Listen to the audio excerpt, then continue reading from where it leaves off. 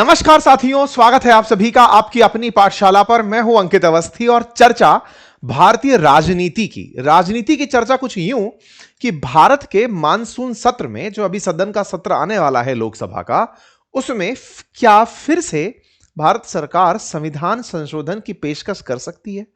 131वां संविधान संशोधन जिसमें परिसीमन था, जिसमें लोकसभा के अंदर सीटों की संख्या बढ़कर 850 होनी थी, क्या वो फिर से लाया जा सकता है? यह सवाल क्यों उठ रहा है? उठ इसलिए रहा है क्योंकि हाल ही में लोकसभा के समीकरणों में बड़ी चेंजेस देखे गए हैं। लोकसभा हो या फिर राज्यसभा हो, कुछ परिवर्तन नोटिस हुए हैं। कब से?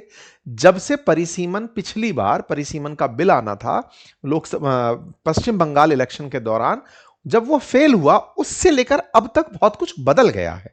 क्या बदल गया? पश्चिम बंगाल में सरकार बदल गई। बोलो उससे क्या फर्क पड़ गया?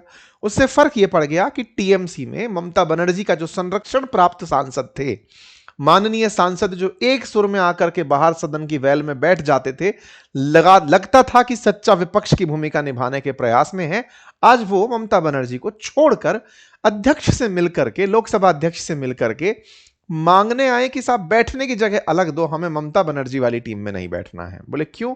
अभिषेक बनर्जी से दिक्कत है, जिनसे अब तक नहीं थी, अचानक दिक्कत है। बदला हुआ व्यवहार दर्शाता है कि ममता बनर्जी का शायद उन लोगों के अंदर डर खत्म हो गया, क्योंकि टीएमसी की राजनीति पहले डर की थी, अब यह हो सकता है कि डर कहीं और का आ गया। दोनों ही बातें हो सकती हैं। ऐसे में 20 तृणमूल के जो एमपी हैं, उन्होंने लोकसभा स्पीकर को लिखकर कहा कि भैया हमको बैठने की जगह अलग दे दो। और न्यूज इस तरह की निकल कर आई कि लोकसभा में ही नहीं, राज्यसभा में भी हो रहा है कि 4 राज्यसभा के जो टीएमसी के सांसद हैं वो इस्तीफा देकर बैठे हैं। इसका मतलब तृणमूल कांग्रेस लोकसभा के अंदर और राज्यसभा के अंदर या तो इस्तीफे की स्थिति में बैठी है या फिर वो एनडीए को समर्थन देने की स्थिति में। यही हाल कुछ डीएमके का भी लग रहा है। कैसे? हाल ही में जब तमिलनाडु की सरकार बदली, तब थलापति विजय मुख्यमंत्री बने। ऐसे में डीएमके का साथ बैठी हुई कांग्रेस टीवीके के साथ, विजय के साथ हो गई। ऐसे में डीएमके ने इसे अपने ऊपर बैक स्टैबिंग माना कि ये तो पीठ में छुरा घोंप दिया आप लोग, ये कैसा कर सकते हैं। बस इसी का बदला लेने के लिए डीएमके, हो सकता है, ये कहा जा रहा है कि उन मुद्दों पर जब केंद्र अपनी तरफ से उन्हें संतुष्ट कर ले जाए कि हां भाई चलो आप हमारे साथ जुड़ जाओ, तो हो सकता है वो भी साथ हो ले, क्योंकि वो अब इंडिया ब्लॉक में नहीं रहेंगे। यानी कि तरीके से अगर आप नोटिस करें तो कुछ दिन पहले राज्यसभा से 7 आम आदमी पार्टी के सांसदों का जाकर के बीजेपी ज्वाइन कर लेना हो, या टीएमसी के सांसदों का निकल जाना हो, डीएमके का इंडिया ब्लॉक से निकल जाना हो, ये सारे वो समीकरण दिखाते हैं कि क्या वापस डिलिमिटेशन बिल की कवायद शुरू हो चुकी है। क्या इस बार मानसून सत्र में डिलिमिटेशन बिल आ रहा है? क्या लोकसभा में सीटों की संख्या बढ़कर 850 हो जाएगी? क्या महिलाओं को 1/3 सीटें रिजर्व होकर मिल जाएंगी? ये सारे सवाल हैं। इन सभी को समझने के लिए कुछ समीकरण समझने पड़ेंगे। लोकसभा और राज्यसभा के कितने सांसद किस पार्टी के हैं, किस तरह से वोट की गणित है, वो सारी बातें हम लोग आप और मिलकर समझते हैं। ठीक है, चलिए तो शुरू करें। उससे पहले याद दिला दें, अगर आपने अभी तक मनोज वाजपेयी जी के साथ हमारा पॉडकास्ट इंटरव्यू नहीं देखा है तो देखिएगा, काफी अच्छा और अंगेजिंग है। अगर समझ में आए तो अपनी प्रतिक्रिया भी दीजिएगा। चलिए बढ़ते हैं साथियों। अगर आपको ध्यान हो तो अप्रैल की बात थी जब हमने आपको बताया था कि सरकार जो है वो पहली बार 12 साल में लोकसभा में हारी थी। कैसे? अपना 2/3 बहुमत सिद्ध नहीं करा पाई, या ये कहिए कि अपने माध्यम से बिल पास नहीं करा पाई। और सरकार का बिल पास ना करा पाना, अगर वो 2/3 का बात ना होता और केवल बिल पास कराने तक की लड़ाई होती तो सरकार को इस्तीफा तक देना पड़ सकता था। लेकिन 2/3 का मसला होता ही ऐसा है। कौन सा मसला?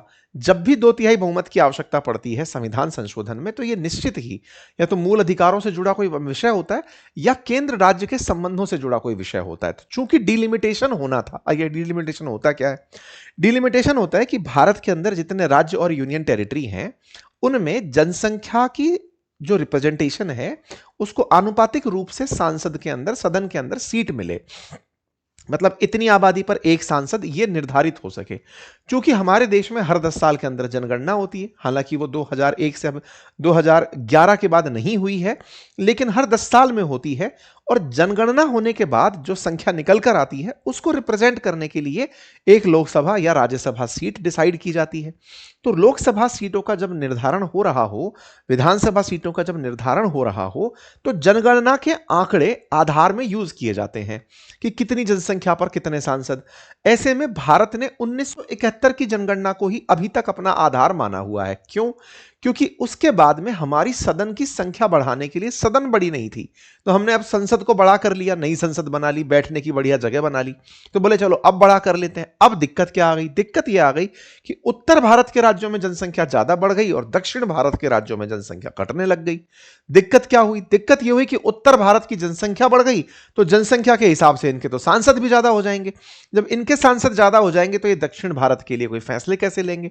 यहां से डिवाइड खड़ा हो गया। मतलब यह हुआ कि सदन की संख्या बढ़ा भी दें तो कैसे बढ़ाएं? 1971 ही रहने दो, ये दक्षिण भारतीय राज्यों ने मांग उठा दी। यही कारण हुआ कि जब महिला आरक्षण के नाम पर 1/3 सीटें रिजर्व करने के नाम पर पिछली बार एनडीए सरकार कानून लेकर आई थी, संविधान संशोधन विधेयक लेकर आई थी, वो तो पार हो गया था लेकिन उसके बदले परिसीमन पास नहीं हो पाया क्योंकि डर जो दक्षिण भारत के राज्य हैं जो अपोजिशन में इंडिया ब्लॉक के साथ हैं, उनको यही था कि आप परिसीमन में हमारे साथ कुछ गड़बड़ कर दोगे, हमें रिप्रेजेंटेशन नहीं मिलेगा। हालांकि सरकार ने अपनी तरफ से संतुष्ट करने का प्रयास किया था कि आपकी कम जनसंख्या पर ज्यादा सांसद हम दे देंगे जैसे पूर्वोत्तर राज्यों में होता है, लेकिन वो बात नहीं बनी और वो बिल पास नहीं हो सका। क्या परिसीमन कानूनी है? बिल्कुल। भारत के अंदर संविधान में आर्टिकल 82 के तहत प्रावधानों में यह होता है। परिसीमन आयोग की बाकायदा स्थापना होती है जिसमें सुप्रीम कोर्ट के एक सेवानिवृत्त जज होते हैं, मुख्य चुनाव आयुक्त होते हैं, संबंधित राज्य के चुनाव आयुक्त होते हैं, ये मिलकर परिसीमन आयोग बनाता है। और जनगणना जो 10 साल में होती है उसके बाद ही होता है। हुआ भी कुछ यही था कि जनगणना जो हुई थी ना 2011 की, उसको भी अभी तक हम डेटा में यूज नहीं करते। कारण क्योंकि जनसंख्या का वितरण असमान हो चुका है। वर्ष 2023 में जब नारी वंदन शक्ति अधिनियम आया था, शक्ति वंदन अधिनियम आया था, 106वां संविधान संशोधन था, उसमें महिलाओं को 33% आरक्षण लोकसभा में, राज्य विधानसभा में और राज्यसभा में देने का निर्धारण हुआ था। यह बिल बकायदा पास भी हो गया था लेकिन कंडीशन लगा के पास हुआ था कि यह लागू तभी होगा जब देश के अंदर परिसीमन हो जाएगा, यह लागू तभी होगा जब देश के अंदर लोकसभा की सीटें बढ़ जाएंगी। तो परिसीमन और लोकसभा की सीटें कैसे बढ़े? तो बोले जनगणना कराओ। जनगणना हो रही है क्या? बिल्कुल। 2026 में इन दिनों जनगणना चल रही है। कब कब होती है? हर 10 साल में होती है। 1 में हुई थी, 11 में हुई थी, 21 में होनी थी। 21 में कोरोना चल रहा था तो जनगणना नहीं हुई। तो कब हुई? कोरोना भी चला गया, सरकारें भी बदल गई, 2026 आ गया, अब जनगणना चल रही है। ये जनगणना का हमारा थोड़ा रिदम बिगड़ गया है। 2026 में सरकार क्या चाहती थी? सरकार चाहती थी कि एक काम करो, पिछले वाले डेटा के ऊपर ही, यानी जो पहले से पड़ा हुआ है उसी के आधार पर ही 2011 का ही ले लो, उसके आधार पर परिसीमन कर लो। लेकिन परिसीमन के ऊपर अपोजिशन नाराज हो गया कि नहीं साहब, हमें जनगणना प्रॉपर चाहिए, उसके बाद अगर होता है तब की तब देखिएगा। अब ऐसी स्थिति में केंद्र की तरफ से यानी एनडीए सरकार का क्या था कि भाई ऑलरेडी महिलाओं का जो रिप्रेजेंटेशन है वो कम है। महिला सांसदों की जो प्रतिशत है वो 13.9% लोकसभा में है और 16.9% राज्यसभा में है। तो क्यों ना इनकी संख्या को बढ़ावा देने का प्रयास इसी बार 2029 के इलेक्शन में कर दिया जाए। इसी बात को लेकर के मतलब सत्ता पक्ष जो है वो बिल लेकर आया था परिसीमन को लेकर के, सीटों की संख्या को बढ़ाने को लेकर। इसके लिए बकायदा 21 घंटे तक बहस भी चली थी। लेकिन इस पूरी बहस के अंदर जो 843 से बढ़ाकर 850, 543 से बढ़ाकर 850 सीटें करने का जो मानक था वो 21 घंटे की चर्चा के बाद भी सफल नहीं हुआ। 528 सांसद वोट डालने आए थे, पक्ष में मात्र 298 ही सांसद हुए। 293 तो इनके पास ओरिजिनल है, 5 को ही ये कन्विंस कर पाए अपोजिशन से, और विपक्ष के पास 230 वोट पड़े थे। बस इसी 230 सीट पर अब नजर डली हुई है।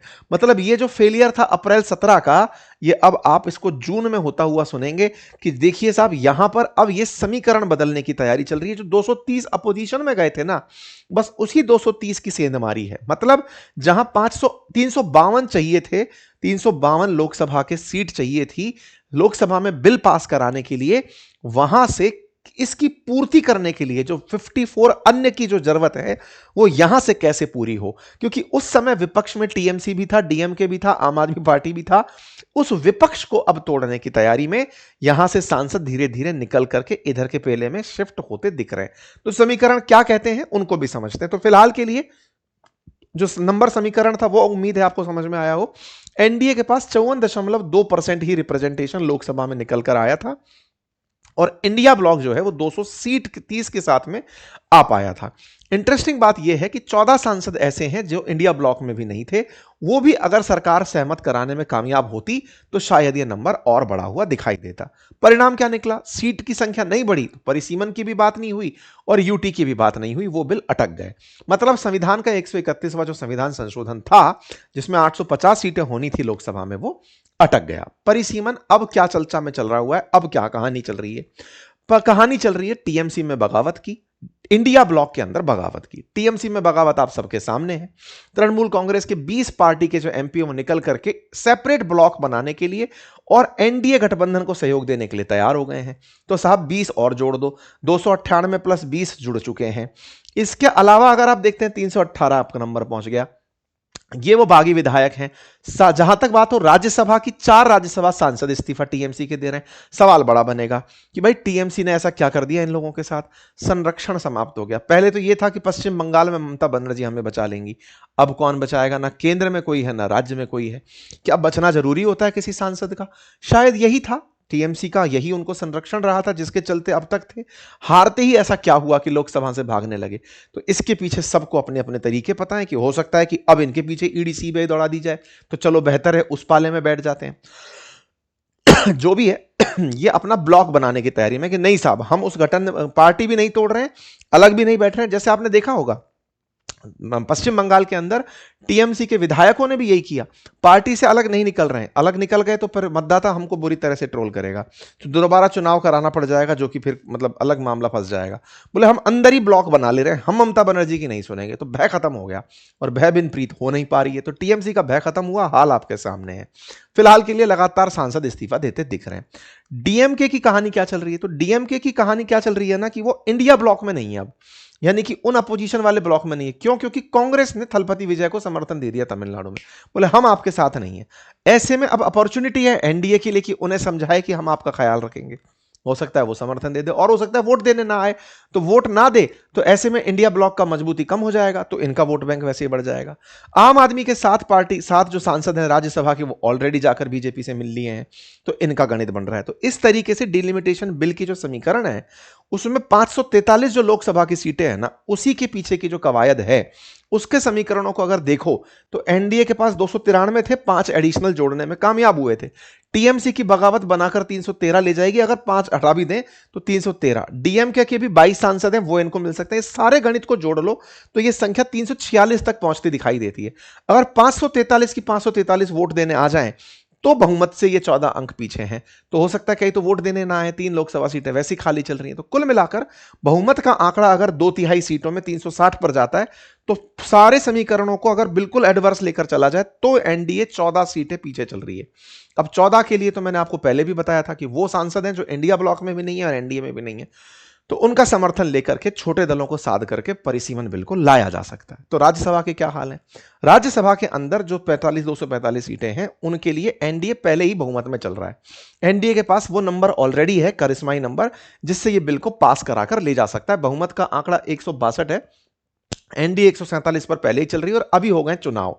तो ऐसे चुनावों के अंदर भाजपा 12 सीट तो पहले ही जीतकर राज्यसभा चुनावों में आ ही गई है। तो 26 में से 23 उम्मीदवार निर्विरोध जीतकर आ चुके हैं। एनडीए 147 पहले था, 165 पर जाकर के अब चला गया। तो इस प्रकार से नया जो नंबर है वो राज्यसभा में इनको सपोर्ट कर रहा है। लोकसभा ही बोटलनेक है। तो देखते हैं मानसून सत्र में अगर ये काम कराने में कामयाब होते हैं तो भारत की लोकसभा के अंदर सीटें बढ़कर 850 हो जाएंगी। ये अपने आप में एक बड़ा परिवर्तन देखा जाएगा। तो क्या ये पास करा पाएंगे, ये तो आने वाला समय बताएगा। सवाल इससे बड़ा ये है कि क्या ये रास्ता इतना आसान होगा? इसके पीछे की जो चुनौती है वो ये है कि डीएमके ने तो बकायदा इस बात पर बिल हारने पर जश्न मनाया था, क्या वो साथ आ पाएगा? ये बड़ी चुनौती है, क्योंकि वो अभी ताजा ताजा बयानों में मना किया है। ये बड़ी चुनौती है। शिवसेना के बारे में भी कहा जा रहा है कि जो उद्धव ठाकरे ग्रुप है वो आ सकता है, लेकिन क्या करें जब शिंदे ग्रुप सरकार में बैठा हुआ है तो उद्धव ठाकरे ग्रुप कैसे आएगा? तो ये कुछ छोटी मोटी चुनौतियां हैं, देखना होगा कि आगे क्या होता है। लेकिन जिस तरह के परिवर्तन हाल ही के समय में देखे गए हैं टीएमसी में, आम आदमी पार्टी में, उससे लग रहा है कि मानसून सत्र इस बार गजब ही मानसून होने वाला है। बाकी आप लोग इस विषय पर क्या राय रखते हैं जरूर बताइएगा कमेंट बॉक्स में। चैनल पर नए हैं तो सब्सक्राइब कर लीजिए। धन्यवाद।